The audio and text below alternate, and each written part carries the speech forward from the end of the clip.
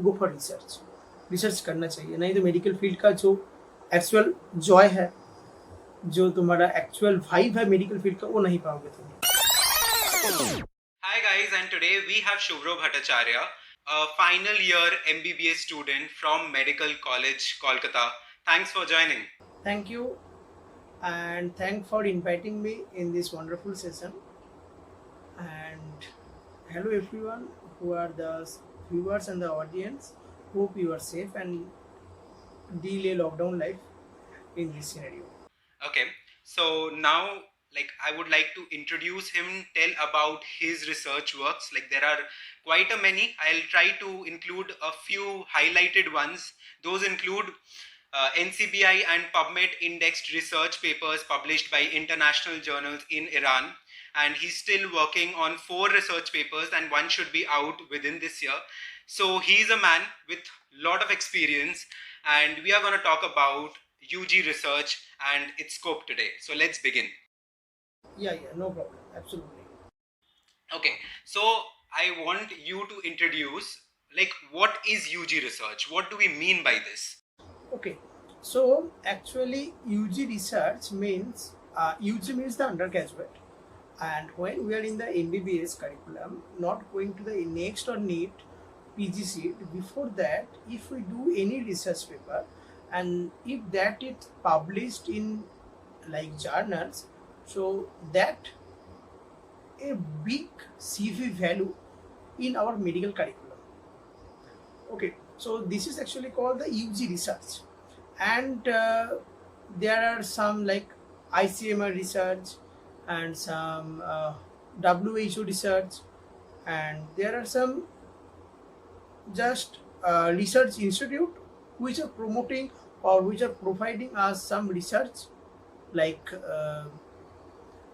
research opportunities. But there are, I want to suggest you all, go for individual research.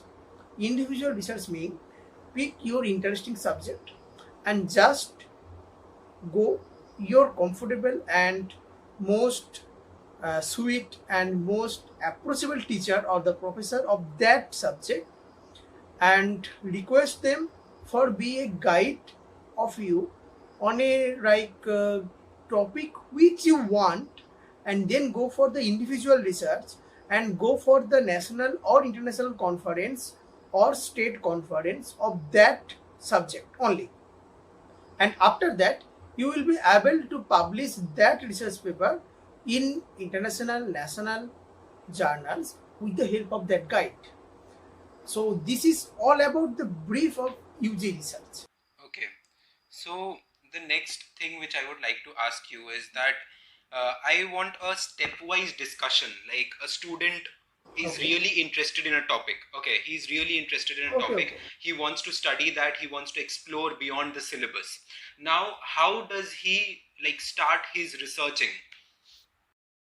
Okay. So how does he or she start his researching in UG curriculum? So just follow the what are the research paper is going. Like ICMR में पिछले साल क्या क्या आया था और ICMR क्या क्या उसने इंडेक्स किया है, या फिर पबमेड में क्या क्या आया है, कौन सा फील्ड में, लाइक गायनेकोलॉजिस्ट में क्या क्या आया है, ऑप्थेल्मोलॉजी में क्या क्या न्यू कॉन्फ़िगरेशन या फिर ओल्ड कॉन्फ़िगरेशन जो प्रीवियसली है, फार्माकोलॉजी भी हो सकता है, मेडिसिन हो सकता है, पैथोलॉजी हो सकता है, फॉरेंसिक हो सकता है, कोई भी सब्जेक्ट हो सकता है. You just choose your favorite subject. Okay, then you search or just study about the comfortable topic I am discussing with the help of the pathology. Okay, so like my subject is pathology and my interesting is like pancreas. Okay, and मेरा ये याद आया कि pancreas में क्या changes आता है after death, क्योंकि पैथोलॉजी जब तुम ऑटो बायोप्सी करोगे और पैथोलॉजी जब तुम स्पेसिमेन काटोगे तो आफ्टर डेथ होना भी आसान होगा. मैं जस्ट एग्जांपल दे रहा हूँ. तो मुझको पैंक्रियास में कुछ दिखना है, ऐसा तुम्हारा थॉट आया, उसके बाद तुमको ये सोचना पड़ेगा पैंक्रियास में क्या चल रहा है इन दिस सिनेरियो. लाइक अगर तुम चाह रहे हो कि कोविड केसेस में पैंक्रियास के ऊपर क्या क्या इफेक्ट आ रहा है, दैट विल बी टॉपिक.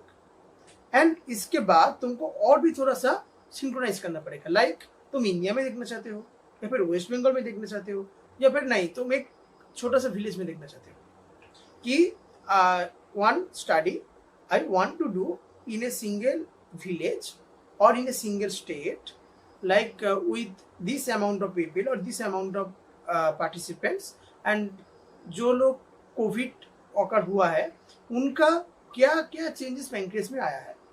तो ऐसे चलता है। लाइक अगर मैं पिक किया लाइक एनी पॉइजनिंग केस, ठीक है, लाइक मॉस्क्यूटो बाइट, ओके, तो मॉस्क्यूटो बाइट में अगर किसी का ब्लड में क्या क्या चेंजेस होता है अगर तुम देखना चाहते हो तो what is your subject, biochemistry. तो बायोकेमिस्ट्री में तुम्हारा इंटरेस्ट है, मॉस्क्यूटो बाइट होता है वेस्ट बंगाल में, तो तुमको क्या करना है, उसका ब्लड कलेक्शन करना है। ब्लड कलेक्शन करने के बाद बायोकेमिस्ट्री प्रोफेसर को अप्रोच करना है, पहले अप्रोच करना है, उसके बाद सर का परमिशन लेना पड़ेगा, उसके बाद एथिकल क्लियरेंस है, वो मैं बाद में आ रहा हूँ। तो first is your basic is the choose your topic and choose your subject, okay. Like मेरा फॉरेंसिक का शौक है तो मैं फॉरेंसिक का कर सकता हूँ। मेरा अगर शौक है लाइक गायनी का तो गायनी का कर सकते हो। And you can mix, like मैं फॉरेंसिक का उसके साथ पैथोलॉजी का उसको मिक्स कर सकता हूँ, फॉरेंसिक के साथ ऑप्थेल्मोलॉजी का मिक्स कर सकता हूँ। मैं एक अच्छा टॉपिक बोल रहा हूँ, लाइक ये जो मेडिकल स्टूडेंट है, जब मेडिकल स्टूडेंट फर्स्ट ईयर में आता है और जब निकलता है उसका आंखों का क्या पावर चेंज होता है, ठीक है। लाइक एक स्टूडेंट आया था -2 पावर लेकर, और जब वो निकल रहा है एमबीबीएस करके उसका पावर हो जा रहा है -4। So this is the power change of the eye. तो you can go for that. तो इसके लिए क्या करना पड़ेगा, first thing you have to approach on professor. You go to a professor कि सर मेरे को या फिर मैम मेरे को इसके ऊपर रिसर्च करना है। उसके बाद मैम तुमको बोलेगा ठीक है रिव्यू ऑफ लिटरेचर लिख के आओ और सिनॉप्सिस लिख के ले आओ। तो what is this review of literature और व्हाट इज दिस सिनॉप्सिस। सो इसके ऊपर प्रीवियस कुछ रिसर्च हुआ है, ठीक है।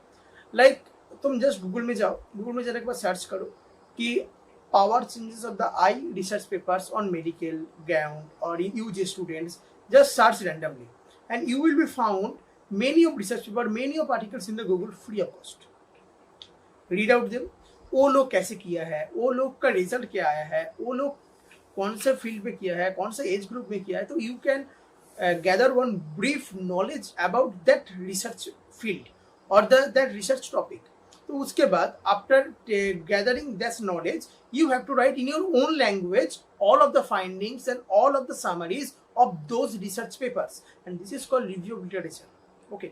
तो इसके बाद तुमको क्या करना पड़ेगा, फिर से उस प्रोफेसर के पास जाना पड़ेगा कि मैम और सर मेरा ये हो गया है सिनॉप्सिस और रिव्यू लिटरेचर कंप्लीट है, तो आप एक बार देख लीजिए। मैम देखेगा, मैम बोलेगा हाँ ये बहुत अच्छा है या फिर बहुत बुरा है या फिर थोड़ा अच्छा है थोड़ा बुरा है, you have to correction that और you have no correction that. Correction दिया है तो you have to go for the correction, अगर करेक्शन नहीं दिया है तो फिर मैम को बोलना है मैम तो मैं क्या करूँ। तो उसके बाद तुम जिस कॉलेज में पढ़ता हो उस कॉलेज में 3 अथॉरिटी रहता है। क्या क्या अथॉरिटी, एक होता है साइंटिफिक कमिटी, एक होता है एथिकल कमिटी, एक होता है प्रिंसिपल कमिटी। तो you have to go to your student section and ask for, मेरे को एक रिसर्च पेपर करना है, उसके लिए मुझको एथिकल क्लियरेंस चाहिए। जब तक तुम एथिकल क्लियरेंस ना पाते हो उसके पहले तुम रिसर्च काम स्टार्ट नहीं कर पाते। तो you have to go for the ethical clearance. Ethical clearance के बाद तुमको एथिकल क्लियरेंस मिल गया, उसके बाद मैम के पास फिर गए, मैम तुमको इसमें हेल्प करेगा, सिनॉप्सिस में मैम का साइन रहेगा। इस डिटेल्स में नहीं जा रहा हूँ मैं। तो आफ्टर गैदरिंग और after taking the ethical clearance start your research work. मगर एक चीज याद रखना, if you want to do a original or a complete without any like false research paper, that takes time. Original research takes time. Like मेरा जो research paper था वो मेरे 6 महीने लगा पूरा करने में। मेरा और रिसर्च पेपर वो 1 साल लगा है, ठीक है, तो टाइम लेता है। तो आफ्टर डूइंग दिस और after doing your complete of that research paper, research का हमेशा पॉजिटिव फाइंडिंग ऐसे आएगा ऐसा कुछ गारंटी नहीं है, नेगेटिव फाइंडिंग भी आ सकता है, and negative findings also a findings, okay. ये तुम्हारे दिमाग में बैठना चाहिए। उसके बाद तो you can go for the state और द नेशनल और द इंटरनेशनल, अगर जा सकते हो तो conference of that subject with the permission of your college or principal or that sir or ma'am। उसके बाद तुम जब कॉन्फ्रेंस में जाओगे, कॉन्फ्रेंस में प्रेजेंट करोगे द पीपीटी फॉर्मेट। प्रेजेंट करने के बाद you can go for the publication. Publication में कौन आएगा तुम्हारा हेल्प करने, वो सर और वो प्रोफेसर। वो प्रोफेसर तुमको बोलेगा ये जर्नल्स है, इसमें तुम अप्लाई कर सकते हो, एंड पब्लिकेशन फीस भी लगता है, ठीक है। तो और किसी किसी में पब्लिकेशन फीस नहीं भी लगता है, तो you can go for the publication, and publication के बाद तो पब्लिकेशन में टाइम लेता है, ठीक है। और पब्लिकेशन में रिजेक्ट होना इज कॉमन थिंग, रिजेक्ट होना पब्लिकेशन में इज कॉमन थिंग, एक्सेप्ट होना इज रेयर थिंग। तो you have to go for like 2 or 3 or 4 publication submitting manuscript like correction, ऐसा होगा। उसके बाद तुम्हारा अगर एग्री हो गया उस पब्लिकेशन के हिसाब से, then your paper will be published in that field, okay. And next thing is that after that it is your original paper. So this is the research paper. I'm talking about the research paper, but there another thing like review paper, and another thing is case study, okay. So I want to just say about few words about the review paper. What is the review paper? कुछ research papers पहले से है, उसको तुम उसमें से कुछ समझ के तुम्हारा ओन लैंग्वेज में, मान लो 5 रिसर्च पेपर तुमने पढ़ा एक ही टॉपिक पे, एक ही टाइटल पे, या फिर just in similar field, like मान लो कोविड वायरस का वेरिएंट्स के ऊपर मेरा एक रिव्यू पेपर लिखना है। What can I do? We can go for search covid virus variants in India, covid virus variants in Australia, covid virus variants according to his sign and symptom, covid virus and its mutations. ऐसा research paper तुमने collect किया, सबको पढ़ा, क्या बोलना चाह रहा है वो, हर एक रिव्यू पेपर क्या बोलना चाह रहा है। उसके बाद तुमको खुद से खुद का सब हेडिंग, खुद का हेडिंग लिखकर तुमको वो रिसर्च और रिव्यू पेपर से जो तुम आर्टिकल कलेक्शन किए हो उससे तुमको एक्सट्रैक्ट करके खुद का लैंग्वेज में लिखना पड़ेगा। This is called review paper. And another is the case study. What is case study? कुछ रेयर केस, लाइक मेरा एक केस स्टडी है, मैं तुमको बोल रहा हूँ, लाइक मेरा एक केस स्टडी है giant cell tumour in calcaneum. तो कैल्केनियम में तो एक्चुअली जायंट सेल ट्यूमर कहाँ पर होता है? लॉन्ग बोन में, मगर जायंट सेल ट्यूमर कैल्केनियम में हुआ है। एक केस स्टडी है because it is a rare case. और मेरा और एक केस स्टडी है लाइक बिसफॉस्फेट थेरेपी। तो इसको बड़े केस स्टडी हो सकता है। केस स्टडी में मतलब 1 पेशेंट आएगा, उसका फॉलोअप तक, उसका हिस्ट्री, उसका प्रोविजनल डायग्नोसिस, इन्वेस्टिगेशंस, उसके बाद clinical symptom, sign and symptom, provisional diagnosis और ट्रीटमेंट, तारपर प्रोग्नोसिस, उसके बाद फॉलोअप। इस पूरा को एक साथ लिखने को कहते हैं केस स्टडी। ओके, तो you can go for any of them if you have any problem. अगस्त या जुलाई में मेक मेडिकल इजी की तरफ से रिसर्च के ऊपर 4 डेज का वेबिनार भी होगा। If you want, you can frankly or freely contact with me. Subham. Okay, that was a great discussion. The next thing which I would want clarification about is what is the role of ICMR in the entire process? How does it help you and during the researches? And does a student like compulsorily require ICMR's help, or is there any other is there any other way through which he can research? हाँ, मेरा बहुत friend है जिसका जो ICMR में fill up किया है and ICMR उसका अप्रूवल दिया है। ICMR स्टूडेंटशिप देता भी था, देता भी नहीं, कि उसका उतना आइडिया नहीं है मेरे को ICMR के बारे में। मगर ICMR is a good platform, ICMR is a great platform. मगर ICMR में बहुत टाइम जाता है। मेरा एक ही कहना है, ICMR बहुत टाइम लेता है। अगर ICMR में तुम्हारा सिलेक्ट भी ना हो तो उस रिसर्च को छोड़ना मत, उसको कंप्लीट करना as a individual research. If you want to go for the ICMR करो, ICMR पार्टिसिपेट करो। ICMR का पार्टिसिपेट करने के बाद सिलेक्शन हो गया तो बहुत अच्छा, अगर सिलेक्शन नहीं हुआ गो फॉर द रिसर्च को कंप्लीट करो। कंप्लीट करने के बाद you go for the original and individual research and you can publish that. ICMR is a good platform but I don't try for any time ICMR, I want to try. Shubham. So moving on to the next question, which everyone thinks before getting into research, that is, what is the benefit out of it? What will be the personal benefit of doing research? Okay, so I want to tell one short story. Like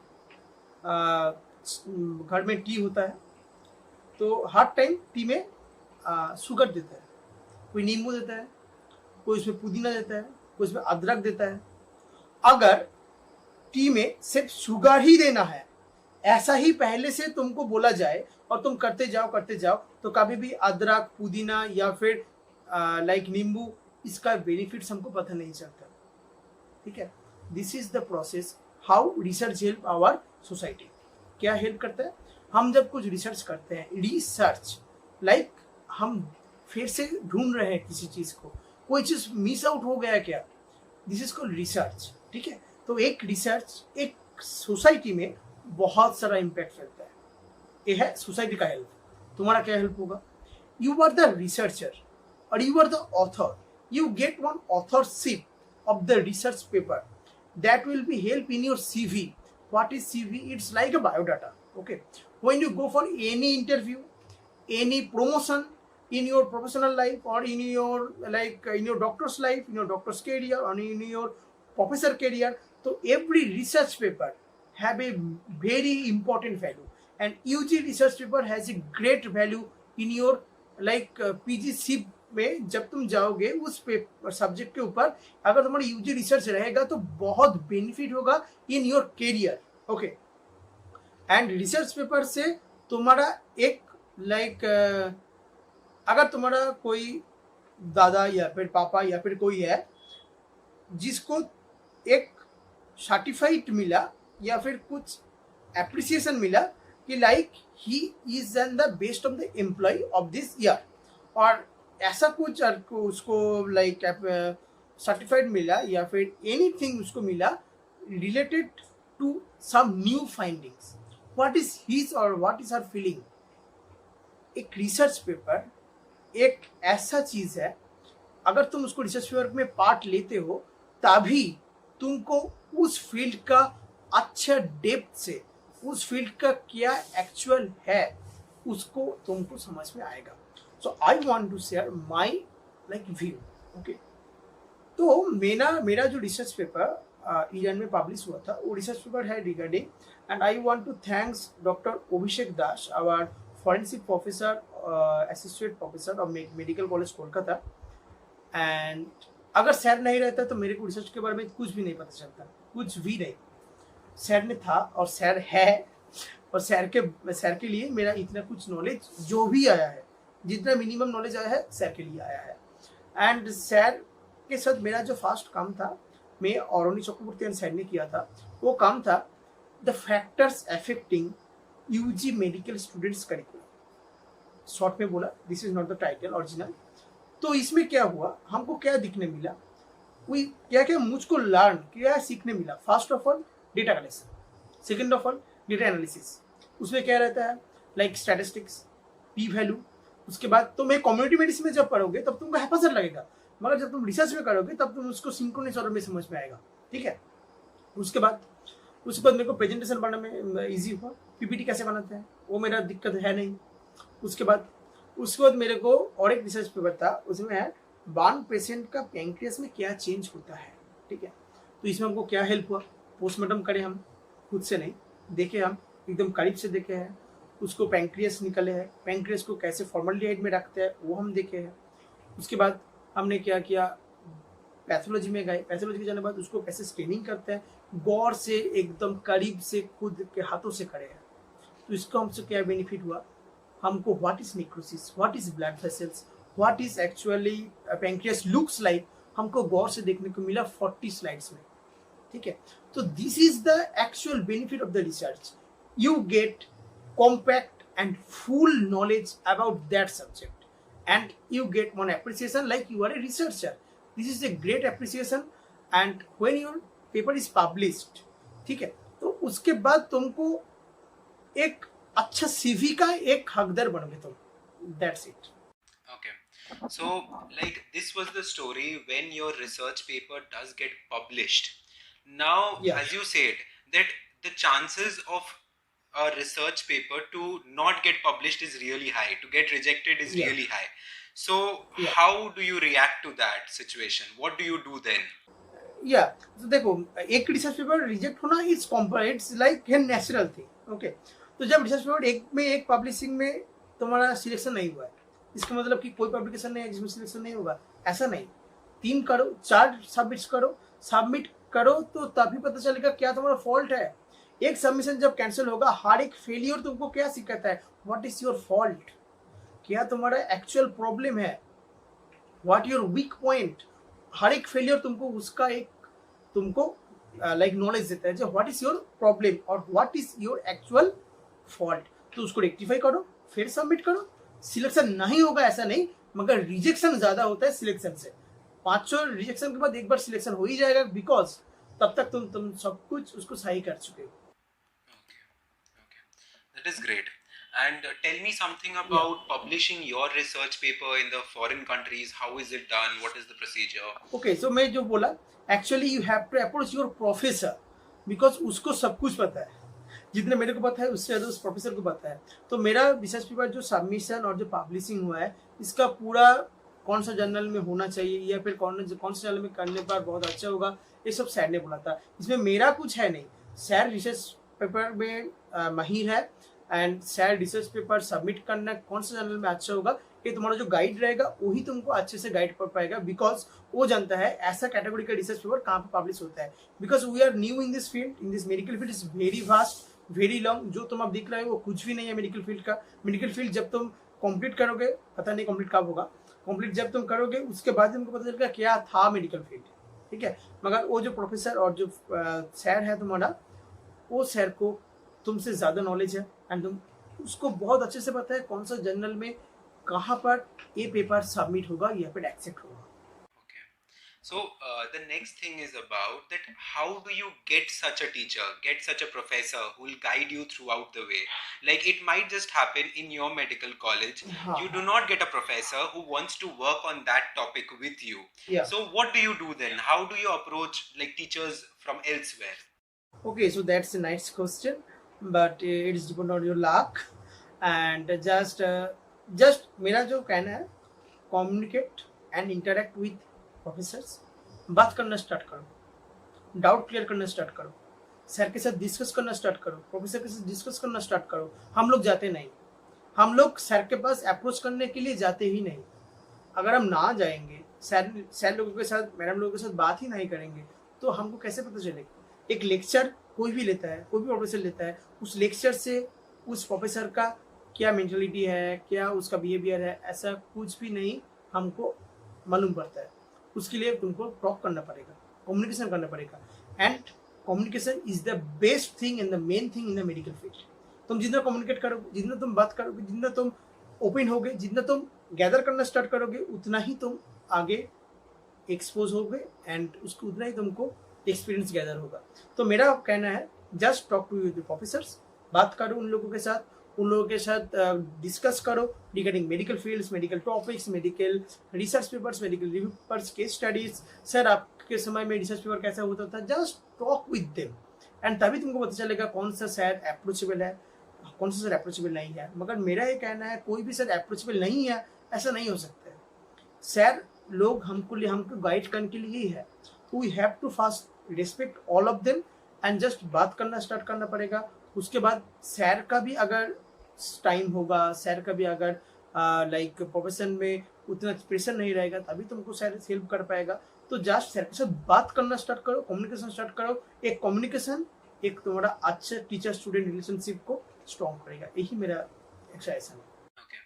So, like you just now talked about that how much your concepts get cleared, how much like to the depth you get to understand each and every topic through research. Yeah. So, like I want to hear it from like I want to know your perspective that if some medico really wants to get into the teaching profession later in his life, then what impact does this research have in his like career? Okay, so इसके लिए मेरा उतना knowledge नहीं है, मगर मेरे को जितना पता है, एक एक रिसर्च पेपर, जितना रिसर्च पेपर होंगे तुम्हारा, उतना तुमको अच्छा पोस्ट मिलेगा। लाइक असिस्टेंट प्रोफेसर से एसोसिएट प्रोफेसर होने के लिए अगर तुमको 5 रिसर्च पेपर, 6 रिसर्च पेपर होगा, तो that will be your like demarking और लिमिटिंग फैक्टर।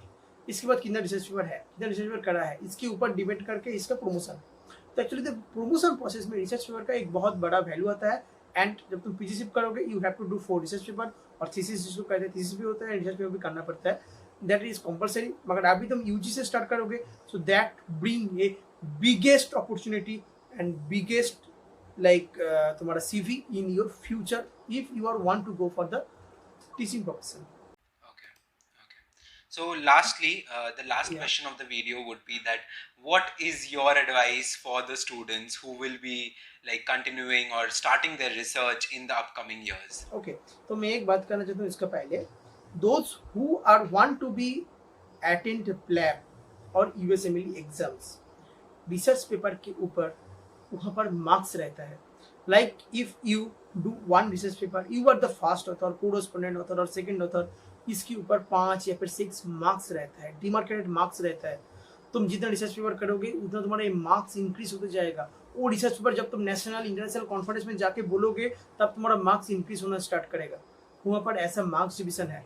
तो जब हम प्लैब या फिर यूएसएमएल के बारे में बात करेंगे तब मैं ये पूरा मार्क्स डिस्ट्रीब्यूशन लेकर बैठूंगा और बोलते जाऊंगा कौन सा सीवी के लिए कितना तुमको मार्क्स मिलता है in case of PLAB and यूएसएमएल. Okay, okay, that's something great. And there's one Yeah, question. and my advice, Yes. yeah, Yes. sorry for interrupting. My advice to every junior is that go for research. Research करना चाहिए, नहीं तो medical field का जो actual Joy है, जो तुम्हारा actual vibe है मेडिकल फील्ड का, वो नहीं पाओगे तुम. Okay, okay. That's something really great. It's great to hear. And then one question which Yeah. every junior would ask is that will their academic life, like their academic studies of like your first year, second year, third year, will that get Yeah. affected if they like get into research? Is that gonna get hampered? Absolutely not, because 24 hours तुम पढ़ते नहीं हो. एकदम सच्ची बात, कोई भी 24 hours नहीं पढ़ता है. 6 घंटा 7 घंटा सोता है, मोबाइल के पीछे 7 घंटा देता है, और उसको छोड़ के जितने भी बचे है वो गॉसिप करके या फिर बात करके और पढ़ाई करके जाता है. तो ये 7 घंटा जो मोबाइल का है इसको काटो, और जो गॉसिप करने का टाइम है उसको काटो. तो इसमें से जो भी टाइम मिलेगा उसका भी आधा टाइम रिसर्च पे दोगे तो that will be great, that will be great. तो हमको ना, मेरा जो लगता है, हम सोशली नहीं जी रहे, हम सोशल मीडिया में जी रहा है. तो ये सोशली अगर तुम आ जाओगे सोशल मीडिया से थोड़ा सा हट के, तो you can get time to do anything. तो रिसर्च पेपर के लिए तुम्हारा पढ़ाई का कोई हैम्पर नहीं होगा. Okay, okay. So this was the best line, I guess. That तुम socially नहीं जी रहे हो, तुम social media में जी रहे हो. Something like now this was the end of the video. So that's it for now, guys. Okay. And we had a wonderful session, like knowing about how you can start your research during your undergraduate days. And that's it. We'll move on to the next video. Thank you, Dada. Thank you Shubham.